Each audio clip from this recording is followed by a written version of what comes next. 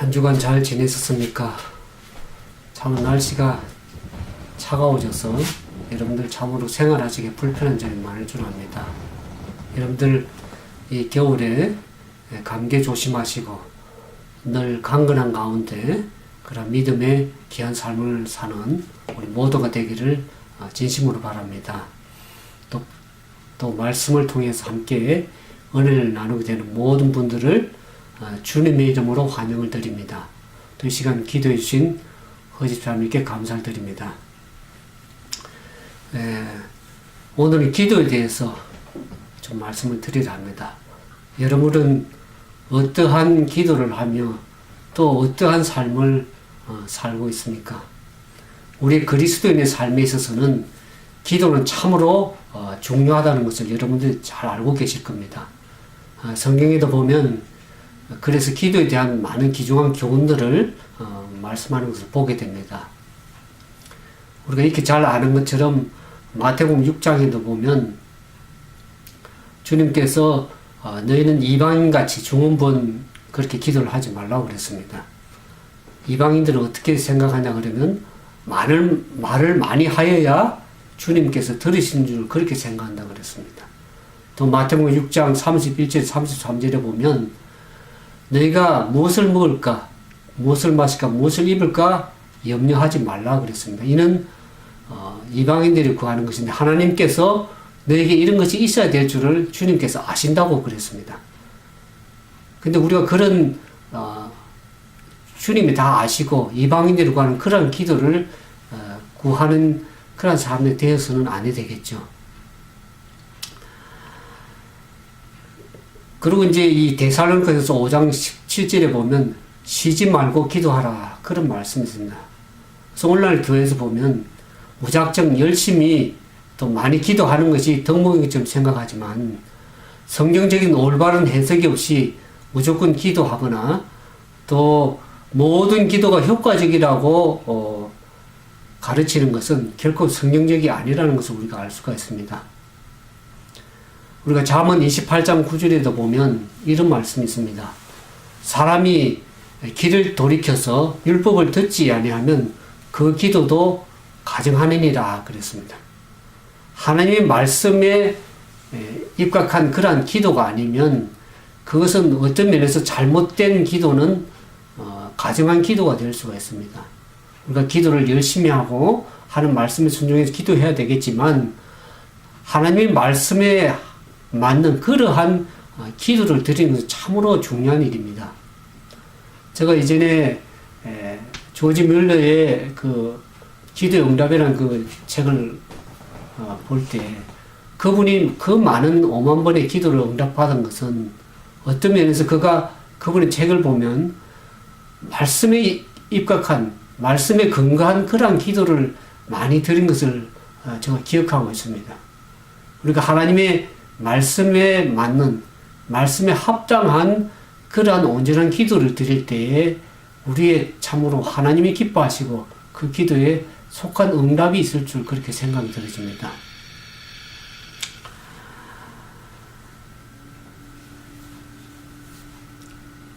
만약 우리가 하나님의 말씀에 기초한 그러한 기도를 드리지 않으면 필연적으로 우리는 자의적으로 잘못된 그러한 기도를 드릴 수가 있습니다. 이 기도에 대해서 잘 한 예를 한번 들어보겠습니다. 어느 아버지가 아들에게 재산을 온전히 물려주기 위해서 상속하기 위해서 문서까지 써서 재산을 상속했습니다. 그럼에도 불구하고 아들은 계속 아버지에게 아침 저녁으로 어떻게 합니까?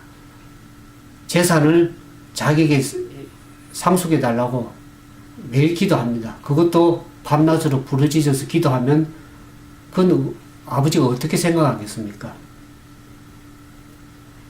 그건 참으로 아버지를 신뢰하지 못하고 믿지 못하는 더 나아가서 하나님을 불신하는 욕먹이는 그러한 기도가 될 것입니다. 그래서 우리는 그 하나님의 뜻이 무엇인지를 분명히 생각하면서 바르게 기도해야 될 필요가 있습니다. 때로는 우리는 하나님 앞에 많은 사람들이 어떤 문제를 가지고 하나님 앞에 기도로 나아갈 때가 많습니다. 그러면서 자기가 원하는 대로 하나님께서 이루어 주시기를 많이 기도하죠. 그래서 피 끓는 기도 소리를 들으시고 자신들이 원하는 기도를 이루어 주시면 된다고 여기지는 사람들이 많습니다. 또 하나님께 더 간절히 기도하기 위해서 금식까지도 합니다. 그렇게 해야만 하나님이 기도를 들어주실 것이라고 그렇게 생각하기 때문입니다. 하지만 우리는 예수님의 기도에 보면 우리가 하는 그러한 기도와는 상반되는 것을 발견하게 됩니다. 예수님은 자신의 문제를 가지고 하나님 앞에 나가서 때를 서면서 자기의 뜻을 이루어달라고 그렇게 기도한 적은 없습니다. 예수님은 겟세마네 동산에서 땀방울이 핏방울이 되는 것처럼 그렇게 기도할 적에도 자신의 문제를 가지고 기도하시지 않았습니다. 예수님께서는 철저히 하나님과의 친밀한 교제 속에 들어가기 위해서 하나님의 뜻이 무엇인가를 구하기 위해서 하나님께 기도하시는 모습을 보게 됩니다. 그러면서 그분의 뜻을 분명히 알고 그 기도한 뜻대로 온전히 하나님 앞에 살아가기 위해서 기도하는 그 예수님의 모습을 우리가 반드시 기억할 필요가 있으리라고 생각이 들어집니다. 때로는 우리는 우리의 문제를 가지고 하나님 앞에 기도로서 나아갈 때가 있습니다. 그러나 그보다 더 중요한 것은 우리가 기도할 때 하나님의 뜻이 무엇인지를 헤아리고 그 뜻을 분별하는, 그래서 그 뜻이 어디에 있는지를 구하는 그러한 기도가 참으로 중요합니다. 기도라는 것은 하나님을 이 땅으로 끌어내리는 것이 아니고 우리가 하나님의 보좌 앞으로 나아가는 것입니다. 하나님의 보좌를 이 땅으로 끌어내려서 내 기도에 응답을 해달라고 하는 그러한 것이 우리의 기도가 아니라 하나님 뜻이 무엇인지를 늘 헤아리고 그 뜻에 복종해서 살아가는 삶이 우리의 기도라고 할 수 있겠습니다.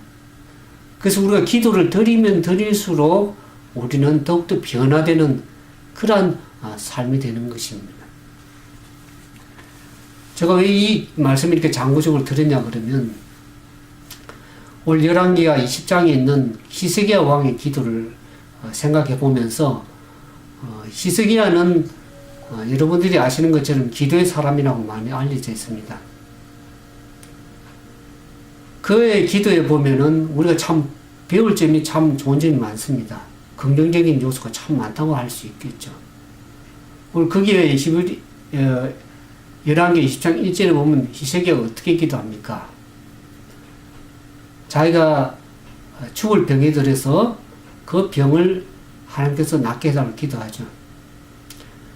이사야 38장에도 보면 이 열왕기하 20장에는 얘기를 반복해서 얘기를 하고 있습니다. 이사야 38장에 보면 히스기야의 좋은 점은 그가 기도할 때 하나님께 구체적으로 기도를 했다는 거죠. 그리고 간절하게 기도했다는 것입니다. 그리고 하나님께서 응답하신 것을 믿고 나가는 모습을 보게 됩니다. 히스기야는 우리가 지난주에도 본 것처럼 어떤 문제가 있을 때에 그 문제를 가지고 하나님께 적극 나아가는 모습을 볼 때에 우리가 참으로 히스기야 왕의 기도에서 좋은 모습들을 보게 됩니다. 그러나 오늘 열왕기하 20장에 있는 말씀을 자세히 살펴보면 히스기야의 기도가 시작부터 참으로 잘못된 그런 기도를 시작하는 것을 우리가 보게 됩니다. 좀 전에 말씀드린 것처럼 하나님께서 이 히스기야에게 너가 죽을 병에 걸렸기 때문에 이제 너의 집을 정리하라 그랬습니다. 이사야 38장에 보면은 너희가 죽을 병에 들었기 때문에 이제 집에 유언하라 그랬습니다. 그렇게 말씀을 하나님께 분명히 하셨음에도 불구하고 히스기야는 어떻게 합니까? 그 벽을 향하여 통곡하면서 그 생명을 위해서 기도하는 모습을 보게 됩니다. 하나님의 분명한 뜻은 뭡니까? 이제 너가 죽을 병에 걸렸기 때문에 반드시 죽을 것이기 때문에 삶을 정리할 수 있는 죽음을 준비할 수 있는 그 기회를 하나님께서 주셨습니다. 그럼에도 불구하고 그는 재차 하나님의 뜻보다는 자기의 뜻을 구하는 모습을 보게 됩니다.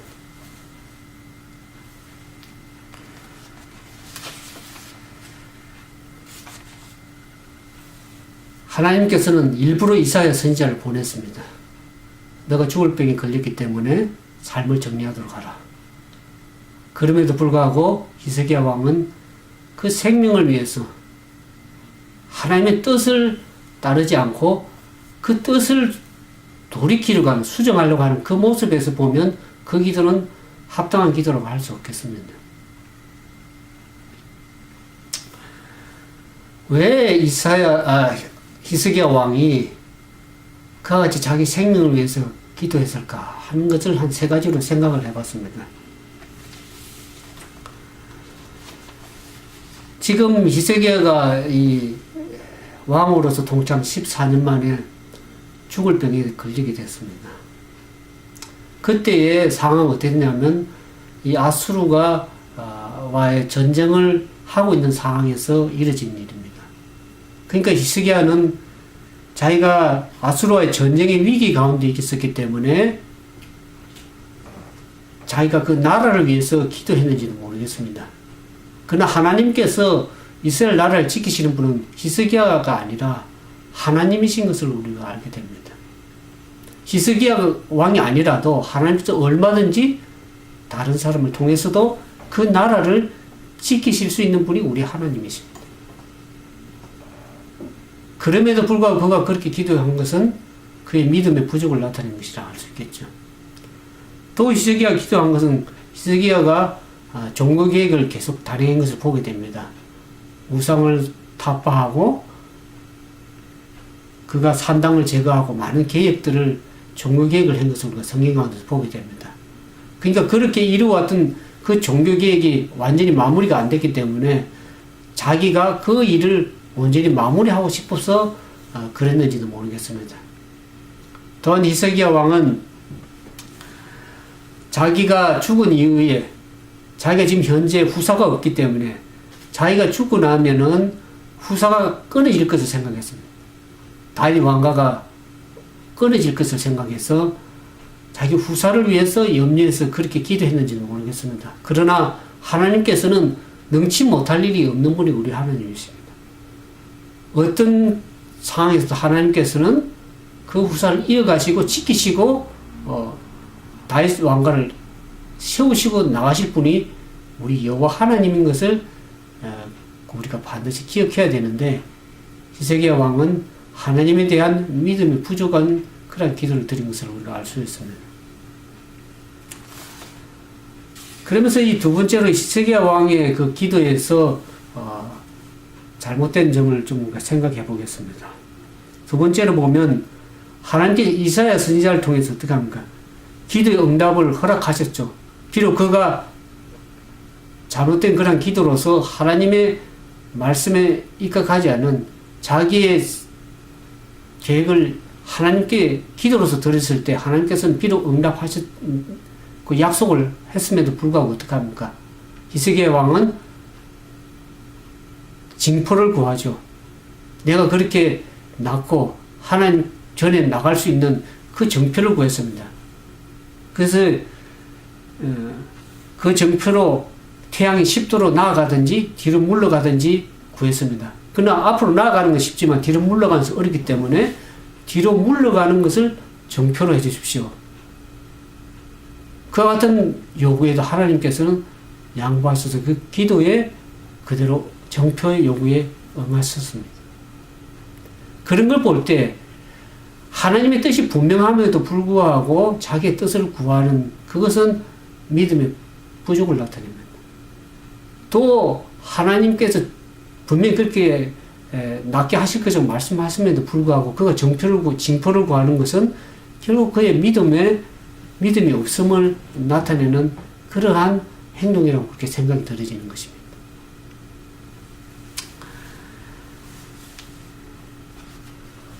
히스기야가 하나님 앞에 기도함으로써 하나님께서 그의 생명을 15년 동안 연장한 것을 우리가 성경 가운데서 보게 됩니다.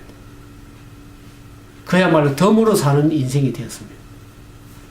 그러면 하나님께서 덤으로 사는 인생을 주셨을 때에는 어떻게 그 남은 생애를 15년을 살아야 됩니까? 하나님께 감사하면서 그분의 뜻대로 살아야 되는데 히스기야는 그 믿음이 부족한 것을 계속 드러내는 삶을 보게 됩니다. 그가 이 병문안을 왔었죠. 바벨론의 사신이 히스기야 왕의 병이 들어서 또 죽게 된 것을 낫게 됨을 보면서 병문안을 왔는데, 그때 왔을 때 히스기야 왕이 어떡합니까? 그 사신들에게 모든 왕궁과 내탐고 있는 금과 은 모든 것을 다 보여주었습니다. 그 바벨론에서 온 사신들에게 참으로 하나님의 영광을 드러낼 수 있는, 하나님을 소개할 수 있는 좋은 기회였음에도 불구하고 그는 어떡합니까? 자신이 교만해져서 자신의 부귀영화를 그들에게 다 보여주는 것이죠. 그러므로 인해서 어떻게 됐습니까? 이사야 선지자로부터 심판의 경고를 받았습니다. 바벨론으로 모든 이 것들이 다 몰수히 빼앗길 것이고, 내가 넌 자녀 중에서도 바벨론의 황관으로 붙들려 갈 것이다. 우리는 때때로 어떤 상황을 맞이할 때 하나님의 기도에 합당한 삶을 말씀의 가운데 살고 있습니까? 하나님의 영광이 드러나고 하나님 되심을 드러낼 수 있는 좋은 기회를 우리 자신의 영광으로 취하고는 있지는 않습니다. 그러면서 히스기야 왕이 후사를 얻게 됐죠. 그 후사는 누굽니까? 가장 남유다의 악한 왕인 므낫세를 탄생하고 그 왕위를 잇게 됩니다.